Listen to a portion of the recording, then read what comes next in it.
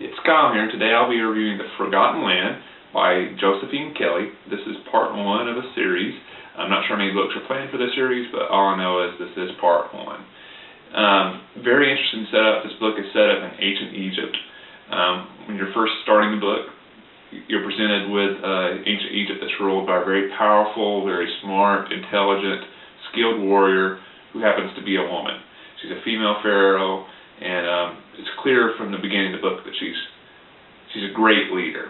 And she has a son, a very young son, who I believe is supposed to be around 4 or 5, 6 years old, very young, that she's putting a lot of effort into training him to be self-sufficient, to be a warrior, to be a great leader, all that type of stuff.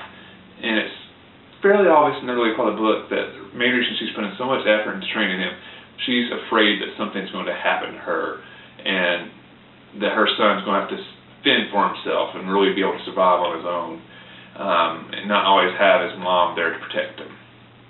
And sure enough, she is right, and this is really not a plot spoiler because this happened very early on in the book, but something does happen to her and her son, Lyman. I believe that's how you pronounce the name. It's L-I-M-A-N, so I'm just saying Lyman or Lyman,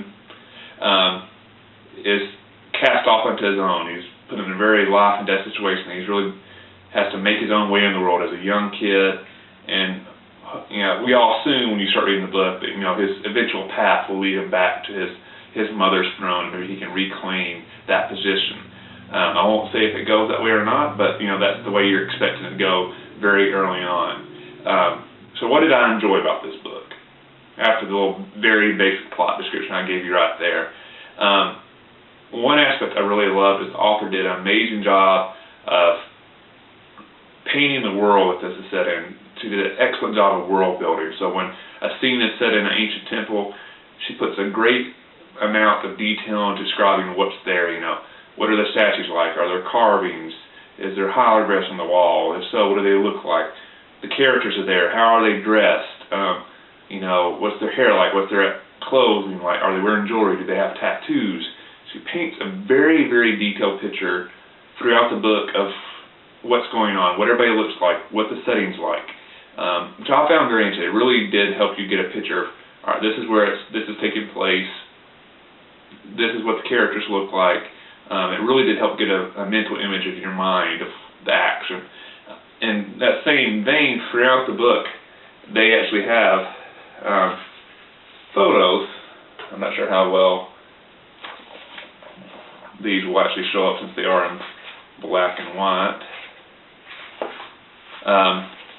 But it will depict characters or scenes that are mentioned in the book, so it really does help give you that mental image of what's going on. Another part of this book that I found fascinating is there is magic and mystical stuff going on throughout this book. I kind of compare it to somewhat like Lord of the Rings, where you think of Lord of the Rings, you think of warriors with swords and arrows and stuff like that, and that's all in this book. But at the same time, much like Lord of the Rings, there's magic. Some people is able to control it. There's mythical beast creatures, stuff like that. So it has that kind of supernatural element to it as well. So this is not set up in just straight up ancient Egypt. It's ancient Egypt with a supernatural twist. It definitely gave it an interesting dynamic. Made it a little bit harder to predict where specific scenes were going to go, because you never knew, was there magic going to come in play here, some mythological beast going to suddenly appear and change the way you think the plot's going. So it definitely kept it unpredictable and very interesting. The one part of the book I would have liked to see a little bit more explored is into the characters, and a little bit more of the character building and the personality. I thought sometimes that more attention was given to setting up where the characters were and what they looked like, and not enough into their personality and what they were thinking. But since this is the first book in the series, you might see more character building in the future. A lot of times you have to kind of choose, and I think in this case the author was putting a lot of energy into creating the world that these characters were living in, and perhaps in the future books, then that'll give her more time to develop the characters that she's setting in this world. So it's hard to judge, first book in a series until you see what exactly the author has in mind.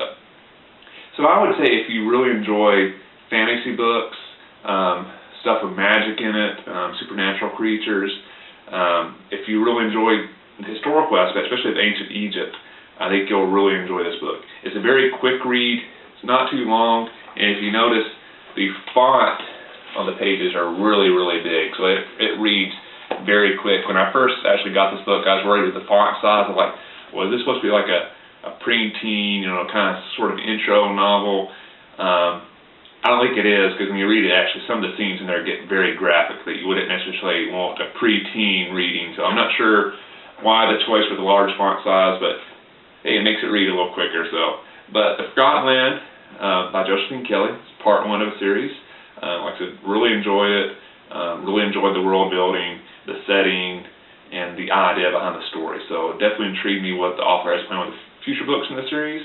And I hope you'll give this a look into if you're looking for something interesting to read. So, The Forgotten Land by Josephine Kelly. Hope you enjoyed the review, and I'll see you the next time.